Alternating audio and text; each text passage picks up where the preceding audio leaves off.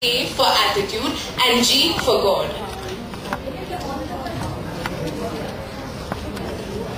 Our dynamic chairperson strongly believes that right education transforms our dreams into reality.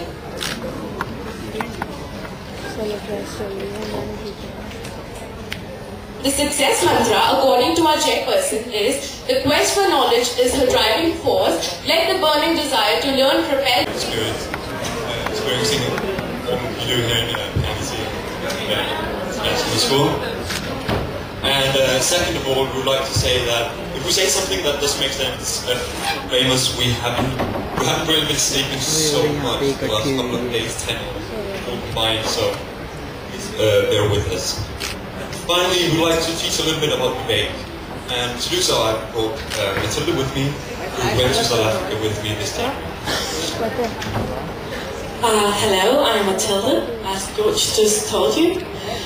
I would like to just briefly tell you how we began debating and what it is, what travels we've been on during this program.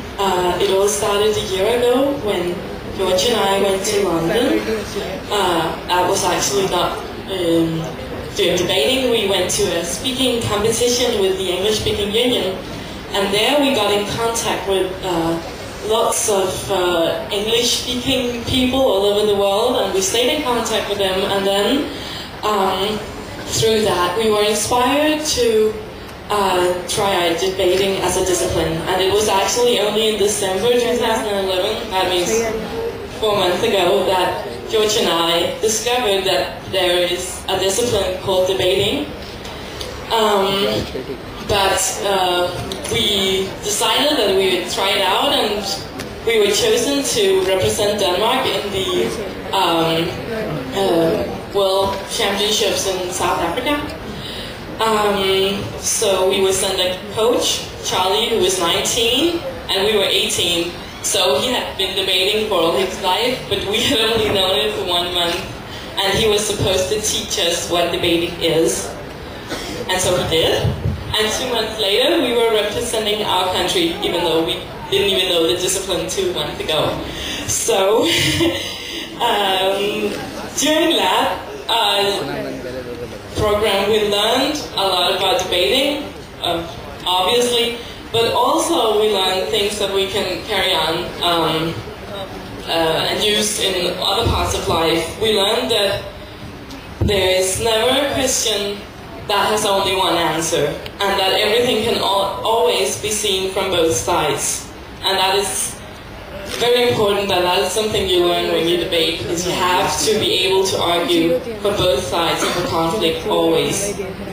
And the most interesting thing about debating is that suddenly you get challenged on your conventions, on the norms which you always used to think was the right thing. For instance, that drugs should be legal, for instance, or death penalty is a good thing. We suddenly started reflecting upon those questions, and that is a great opportunity to expand your horizon. Exactly what he just said.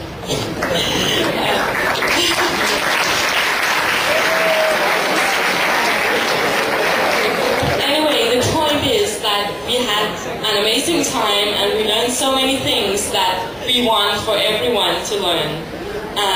And that is why we're here today, in order to hopefully inspire you to go into debating so that you can experience what we have experienced.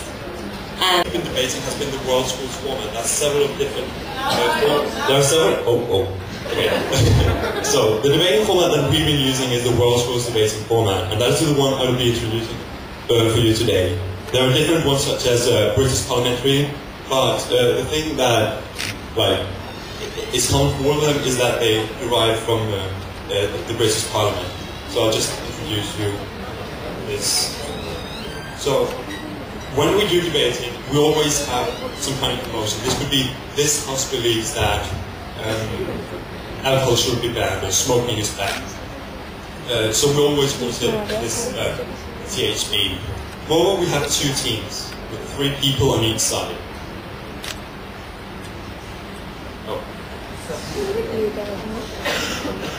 Podium where we can speak. and it goes like this. First proposition speaker, he goes up and he defines emotion. What are we actually talking about when we talk about alcohol? Which kind of alcoholic drugs do we talk about? So, definition. That is the first speaker's role. On the propositions. And we have the opposition. We need to rebut the arguments which the first proposition speaker he puts forward. Then afterwards is the second proposition speaker's turn to what first opposition speaker has been here, and so on and so forth. Till we get to the fourth speaker, which is the one that sums up what has actually been the main issues of this debate. And basically they say why it is that we have won this summit. What we'll do today is that we'll just do a World Schools debate, but without the fourth speaker, because we don't actually have time for that.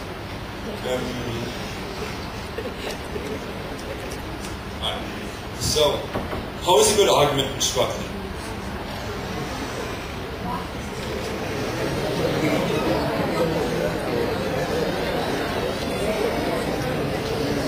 The way we do it is that we use the Peel model. Is anybody familiar with that model? No? Alright.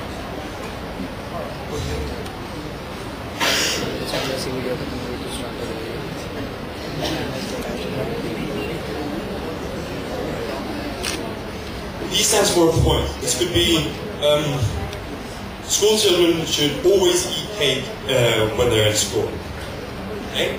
The second one, the E stands for evidence or explanation. So the explanation could be the reason why school children should always eat cake in school should be because they get endorphins in their body and they get a satisfactory feeling. Once they get a satisfactory feeling in school, they connect school with something good, then they'll be less reluctant not to go to school. So that is, the evidence is the endorphins, the explanation is the logic behind it, which I just did. And then in the end, the link goes back to the overall topic, which could be this house believes that cake is good. Okay? So that is basically how we construct our arguments. And this is the format that you'll be seeing us using in the next 30, 40 minutes. But I just think that we should plunge into it, so I'd like my team to come up with the two teams.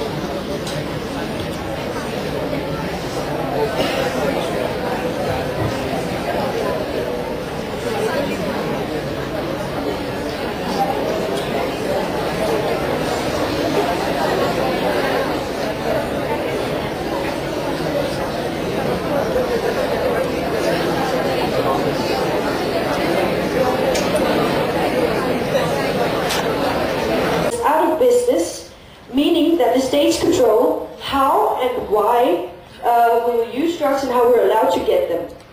And they will be controlled under a database in our healthcare system. The addicts will then be able to go to separate medical facilities where doctors can inform them about the consequences of using drugs. Finally, we want to focus on education, so people can make an informed choice about drugs. Moving on to my first argument. Why is it the individual's right to do what he or she wants to do with his or her body?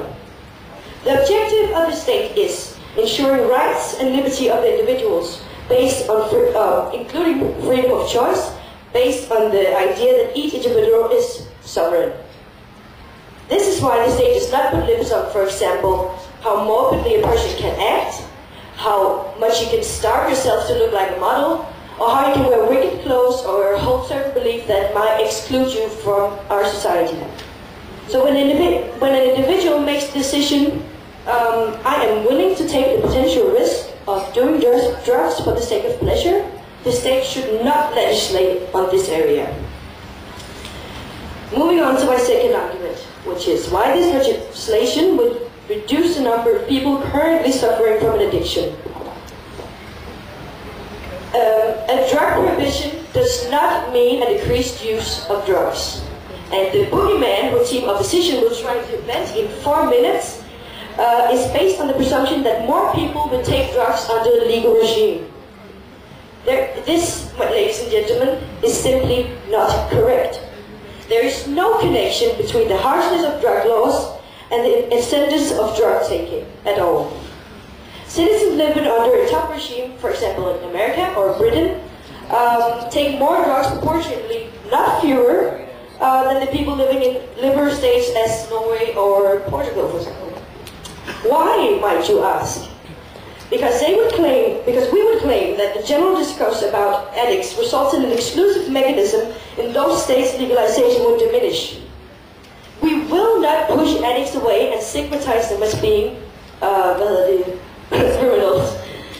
It will become a health issue like smoking cigarettes. We believe that addicts will be less reluctant to contact the health service for help under our model because now they're not in danger of being interrogated about their pusher. This will mean that more people can and will get out of their addiction. And for all those reasons, ladies and gentlemen, we beg you to propose. Thank you very much.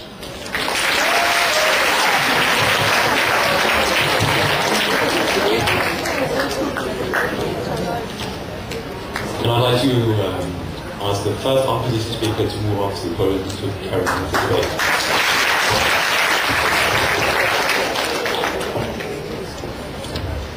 Okay, legalizing drugs.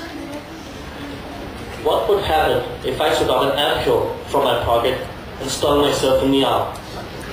How would you react? I bet that you'd sit tight, hold your breath, and watch carefully, me shivering all over my body until I suddenly faint and fall. I wouldn't like that personally.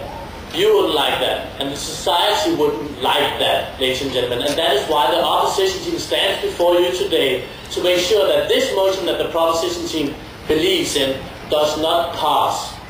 I'll tell you why with 2 arguments. The first argument that I'm going to present to you is that it is the state's duty to care for each and every individual. The second argument that I'm going to present to you is that the legalization would only increase the drug use, not opposite to what Maya said. But first of all, before I go on with my arguments, I'd like to do some rebuttal. You see, she said that it is that legislation would not increase drug use. Ladies and gentlemen, in the United States of America, drug use are in some states legalized, not legislated, where you can obtain a certificate to get drugs. And that has led to increased drug use, to nepotism, where friends of others who hold this certificate goes to them to ask them for a favor to get these drugs, and last of all, to abuse. And that is not something we are going to allow.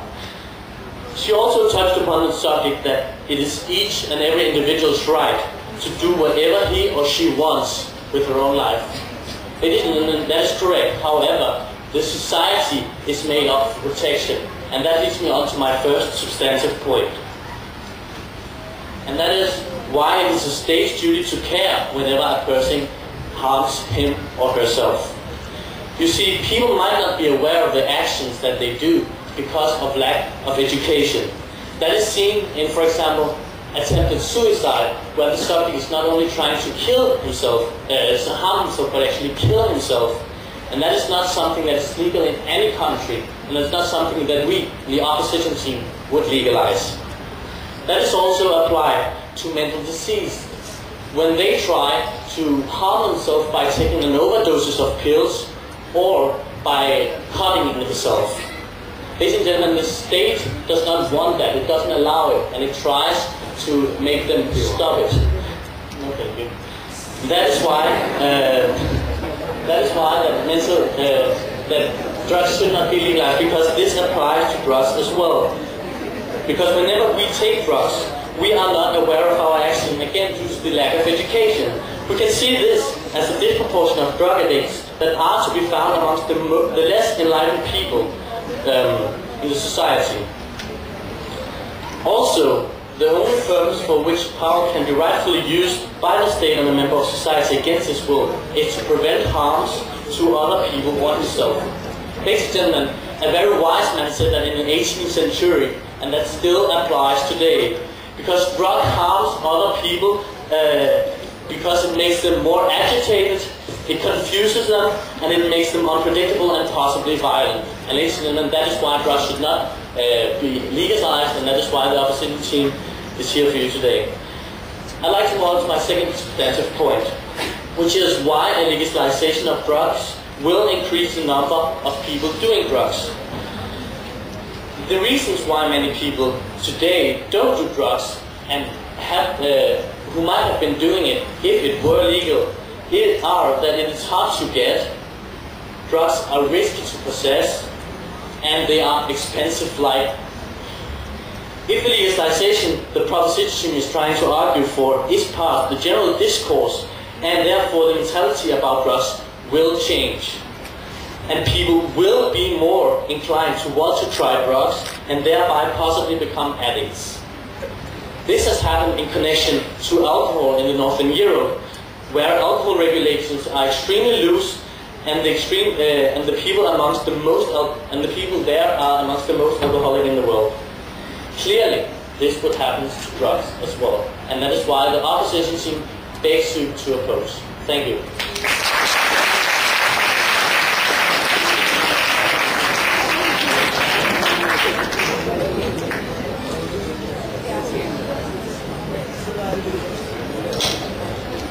And I'd like to call upon the second speaker of the proposition team to carry on with the debate.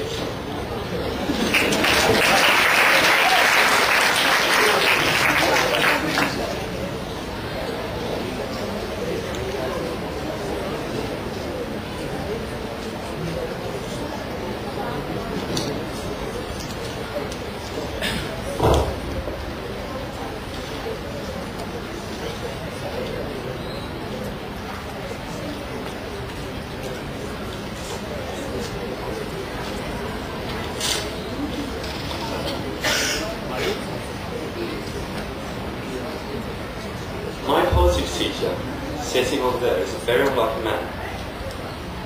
He wasn't just fortunate enough to be born in Esbjerg, Denmark, the black hole of the country. Later on, he had to teach lazy students who don't even hand in their essays in time. This man is not stupid, however. Instead of stigmatizing those people's ignorance, banning them from school activities or prohibiting them from leaving class, he talks to them, he educates them, and he enlightens them so that they can make an informed choice of the consequences of not doing their homework. And that is a principle that's in propositions that's firm on in today's debate on the motion this House would legalize all drugs. I have two substantive points. The first one being why this legalization will reduce the black market, and secondly why this legalization will reduce organized crime. But before I move on with my substantive matters, I'd like to do some rebuttal. So let's take a look at what our first opposition speaker told us today. First of all, he told us about this idea that the state has a duty to care for its individuals, and that the state should intervene whenever a person harms himself. Then he mentioned examples such as suicide, mentally ill people, and that this should be applied to drugs as well. First of all, we would like to ask, why is it that suicide and cutting yourself should be illegal? As long as there are no harm to others, we cannot see any problem with having a suicide. Secondly, mentally ill people are ill. That is why the state should care for them, because they don't have an informed choice so that they can go in and engage themselves into society. We would simply not compromise with our basic rights, despite the potential harms, as our first proposition speaker showed you. First of all, that is why we do not have any limits on how many burgers you can eat, how morbidly obese you can turn out to be. Second of all, how much you can actually starve yourself to look like models or which beliefs you want to hold, despite the fact that this might exclude you from society. So that point doesn't stand. Second of all, it told us that all educated people are not aware of the consequences. We say, yes, they definitely are. Because when uneducated people, they have difficulties and really have a hard time finding a well-paid job. We would argue that they have a very hard life as well. And we believe that if they want to escape through drugs, why is it that they should be allowed to do so if this harms no other person than themselves? It is true that drugs, they do might harm other people under your model. However, we believe that we shouldn't legalize it because of that, because this would still compromise with our fundamental right. For instance, 10,000 people, they die in Europe annually because of second-hand smoking. Smoking is not illegal. Second of all, hundreds of thousands of people, they die every single year because other people, they drink and drive. Drinking is not illegal, so that point doesn't stand either. So that was my rebuttal. Now moving on to my substantive points, which is first of all, why this will reduce the black market. We know that drug prohibition does not correlate with street use nor prohibition, just as our first proposition speaker she showed you. Indeed, far from reducing drug criminality, prohibition it has fostered gangsterism on a scale the world has never seen before. The black market is currently flourishing, while the street price of heroin is rising under the status quo which Team Opposition is trying to defend right now. We would claim that the massively uncontrolled black market makes drugs far more dangerous. Now why is this true? Because addicts currently, they buy heavily adulterated cocaine and heroin. Secondly, junkies, they use dirty needles to inject themselves, spreading HIV, and we would claim that wretches who succumb themselves to crack or murder outside the law, and with only the expertise of the pushers to treat them. We believe that this policy will change that. When this policy is enforced, it will reduce the black market. Now why is that true? First of all, because the state will control the drug distribution far better now, because of the price control we showed you in our model. And this would put the dealers out of business. Secondly, because the government has a duty to care, as our first opposition speaker told us, and it does so on our side of the house by providing safe and non-dangerous drugs, because we will set up medical facilities where the health service can control the use of drugs. Thirdly, as our first proposition speaker told you, people who want to get out of drugs would be able to do so. Why? Because they can now go to the doctor without having to inform the government about their pushers, which puts an immense great danger on those addicts. And fourthly, rather than pushing dope underground, we believe that we should benefit from it through taxes. So that we believe that we would therefore be able to reduce all the harms connected to the black market, secondly, profiting economically on making drugs legal, and thirdly, make it easier for people wanting to get out of drugs to do so. So moving on to my second argument, which is why this legalization will reduce organized crime. Now it is a fact that the illegality of drugs fuels a huge amount of criminality, and we believe if we legalize drugs, we would eliminate those sources of income. First of all, the price control which we've been talking about, when rich people they pay loads of money for drugs, or more money for drugs than poor people they do, we believe that addicts, they wouldn't have to, poor addicts wouldn't have to steal to fund their drug addiction. Moreover, the state-provided drug service would put dealers out of business, and this would starve criminals of their main source of income. This hugely but unsuccessful war on drugs could be ended, and starving terrorists, and we could starve terrorists for the profits of drug production. And we believe that as a result of that, peace and development could possibly be brought to countries such as Colombia and Afghanistan, where terrorist groups such as FARC and Al-Qaeda are profiting and prospering on drug money.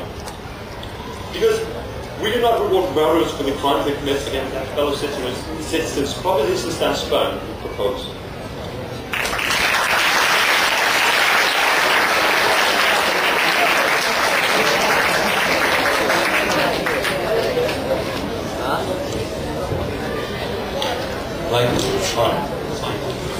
I'd like to call upon the second opposition speaker to carry on with the debate. Yes, thank you.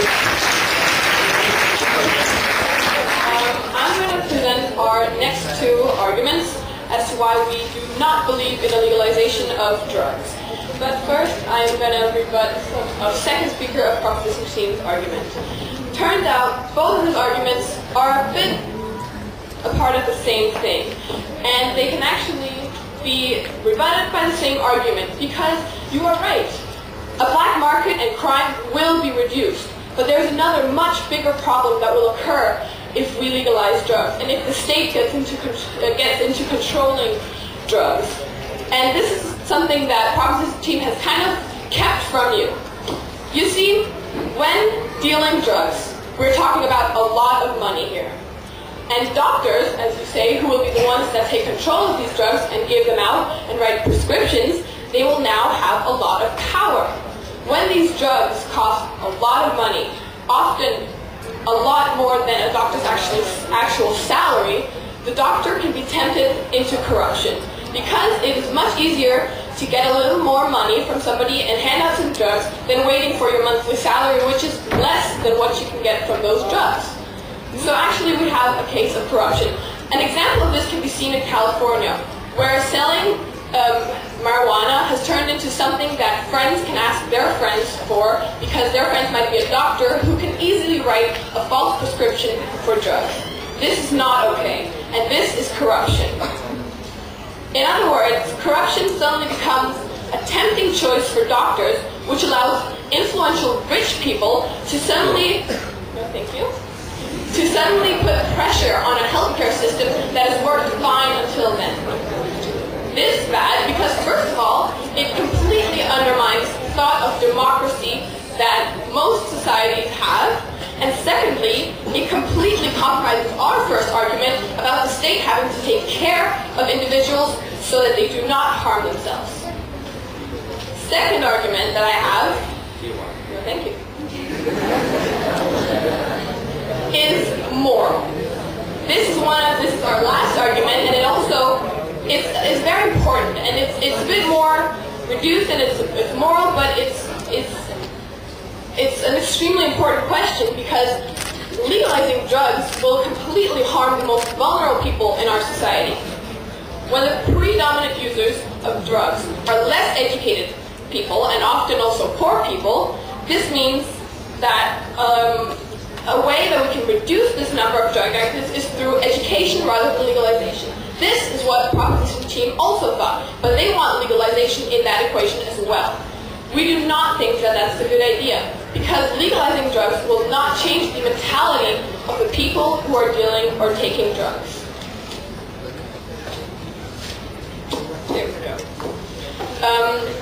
Poor people will still take drugs to escape from their hard lives, because they are less educated or they are poor, and that is their way, that might be some people's way of feeling. Therefore, this new accessibility there will be in legalizing drugs will mean that it's much easier for them to get their drugs, and they will definitely not stop taking drugs then, even if they are educated not to, and even if they know what consequences there are. No, thank you. This is very bad. This changes some of the most fundamental ideas of our society. It puts rich people, or more educated people, in the power position, which is exactly what we don't want. And it definitely means that they are trapping these less educated or poor people in addiction. And that will lead to one of the most basic societies we've had hundreds of years ago, which we've tried to get away from, where social tension rules the society instead of a fair and democratic society. This is why we believe that there should not be a legalization of drugs. And with our four arguments, thank you. No, thank you. Thank you. Thank you. That is all I want to say.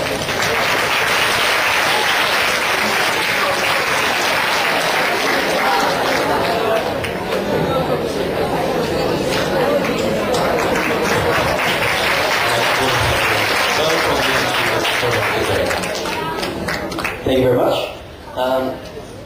You mentioned, Frederick, that if you walked up here and stung yourself with a needle, that all of us would be shocked and offended. May I remind you that is because of the general discourse of drugs in this society. Only because it's illegal that we look down upon it.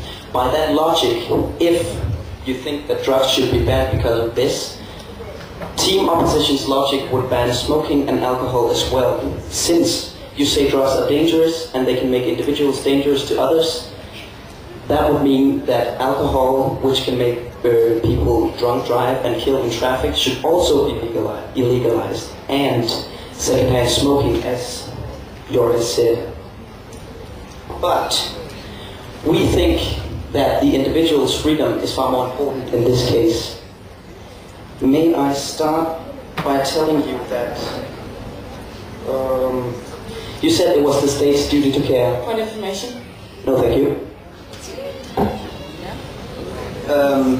But we think that, as I said, since alcohol and smoking isn't illegal, the same should be said about drugs, and that the harm principle does not actually count in this situation. Secondly, you said that the legalization of drugs will increase the addicts. We simply do not think that this is true. Since the taboo about drugs will be eliminated if it becomes illegal, it will be much easier, as we said, for addicts to talk to their doctors to get help, because they don't have to be afraid of the dealers or to rat out on anybody. Point of information, sir. No, thank you. Yes, please. Is an individual's freedom more important than his life? Well, we don't think so. Hear me out here. You think the individual's freedom is more important in his life. Do you mean that drugs could take his life? You mean that drugs could take his life? Smoking can take his life as well. So can alcohol. So probably we should want smoking and alcohol too? What? I think I will move on now. I think we've answered this. Our point of view is a bit different. Alright.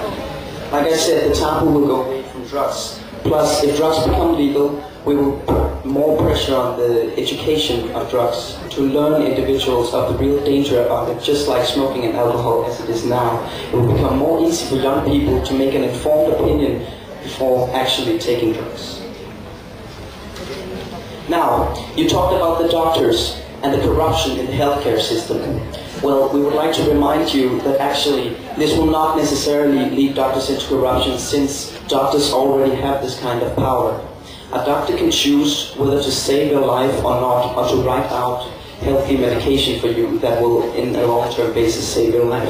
This means that doctors already have an extreme amount of power that it is not, well, I do not think that generally they misuse this power. And we do not think the same, we think the same could be said if the drugs were to be... No, thank you. We think the same could be said if drugs were to be distributed through the healthcare system. Right. Lastly, and this will be the last point, you talked about the poor people and the difficulties for them since they will be taking drugs. We acknowledge that poverty exists. We acknowledge that this will always exist. So will crime. But like we said, if we can reduce the black market, if we can take away the income of the hard drug laws, that's good enough for us. We can completely eradicate their source of income, thus making the drug business, the illegal drug business, obsolete, and there will be no motivation to go into this. Also, if it's the individual's choice as a poor person to take drugs to escape from your poor or maybe sad life, we think as Team Proposition that it is the individual's choice to do this, and the state should not intervene. Thank you.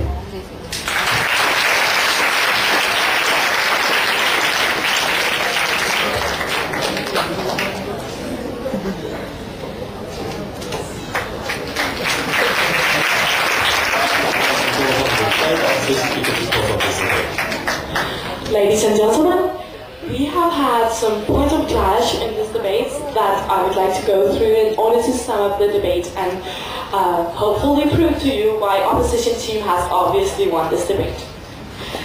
Firstly, proposition team tells us that they say no to people dying, but they want to make deadly drugs legal. This does not make sense, ladies and gentlemen.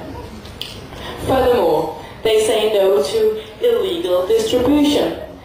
This sounds nice, but I must admit that I would rather have a few drugs illegally distributed, then I would have thousands of tons, well, of thousands of people taking drugs legally. Thirdly, they say no to prohibition since they claim that people would take less drugs if it was legal. This, ladies and gentlemen, is an illusion. And it leads me on to my first point. No thank you. As it is now, many people who might take drugs if it was legalized don't do it because it's hard to get, it's risky to possess, and it's expensive to buy, just as my first speaker told you. If a legalization is passed, as our proposition team would have it, it will become easy to get, it will become legal to possess, and it would be less expensive. Isn't it obvious that many more people would like to do drugs? Besides this, the signal from the state goes from being negative about drugs to being positive, and this actually influences many people. So the state will give the impression that drugs are actually fine, and people will begin to think that. And I believe that, no thank you, both you and I would agree that that is not the discourse we want about drugs. About what proposition tells us about the black market being eliminated. We acknowledge that it will probably be reduced, but there are other harms that you do not recognize on proposition team. Since when dealing with drugs there are extreme amounts of money at stake, and you know, one of the harder things to resist is obviously temptations. It's absolutely irresponsible to give doctors the responsibility for medicine that might multi-double their salary, if only they agree to do a little favor once in a while. It's very likely that this will allow rich people to put pressure upon the system, so that rather than preventing people from harming themselves, as we have stated that the state's duty is, the state will come to help people harming themselves, ladies and gentlemen. This is absolutely irresponsible. So you'd rather have hundreds of thousands of people taking heavily adulterated drugs from the black market than a few doctors having a little bit of more money? No, obviously this would not be what happened. Now, right as it is now, where drugs are illegal, there are few people taking drugs. If drugs were legal, there would be many more people taking drugs and many more doctors making money of it and much more corruption. What would happen was that maybe the black market would be reduced, but what was left of it, would be brought into the healthcare system, and this is not what we want, ladies and gentlemen. Finally, proposition team claims that if only drugs were legal, the state would seem like a good guy, and then somehow they would be able to persuade people not to take drugs. This is obviously nonsense. It is widely known that drugs come in the way of young people's educations. So naturally, if drugs are more accessible, people take more drugs, and it will be even harder for them to study. So, as you would have it on proposition team, you would get less educated people taking more drugs. Point of information? No, thank you. I'm very proud to propose today. Thank you.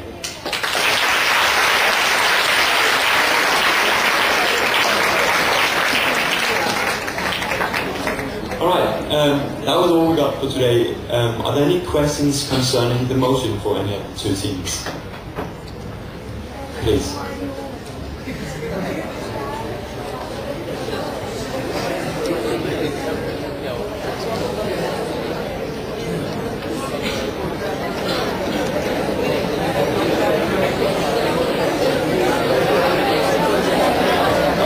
That's fine. Go ahead. Yes, please.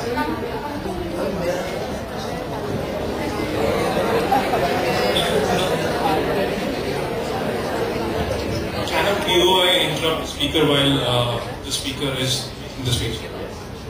Yes. They can. So what happens is that you stand up and ask a ma'am or POI, then the speaker can choose whether or not to take the POI. The POI is a point of information. And the point of information is a question. Yes. These questions cannot be asked in the first part or the last part of the speech. Normally it cannot be asked in the first minute or the 8th minute because the speeches are 8 minutes long. So anywhere in between you can stand up and ask your question, but if the person speaking in this is in the middle of a point, they can say no thank you. But we said no to almost every point of information this time. This is you shouldn't do that in a real debate because the judge will look at this in a negative way. Okay. Are there any more questions? Did we have some judges on this debate? They didn't. So I think that there is... Mr. Larson, could you judge them? Is it possible? No. We don't need judges. Propositions, no. Opposition to you obviously will. Okay. I think all of them have won. So let's give them a loud applause. All of them.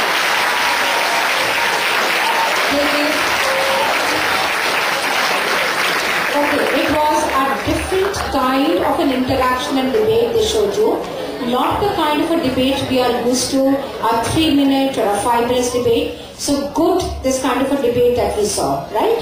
So now, thank you all of you that you gave a nice kind of a mock debate session to our students. Okay, now I think the students have been sitting for too long, from I think 9:15, 9:20 onwards. We have to go on with the program because the Danish students came a little late to the school. You take your seats and we'll just change our program a bit. Because if we continue with our own debate, it's going to take long. Our own debate has been shifted to the smart board room. And we will continue with our next program of our history and civics classes right here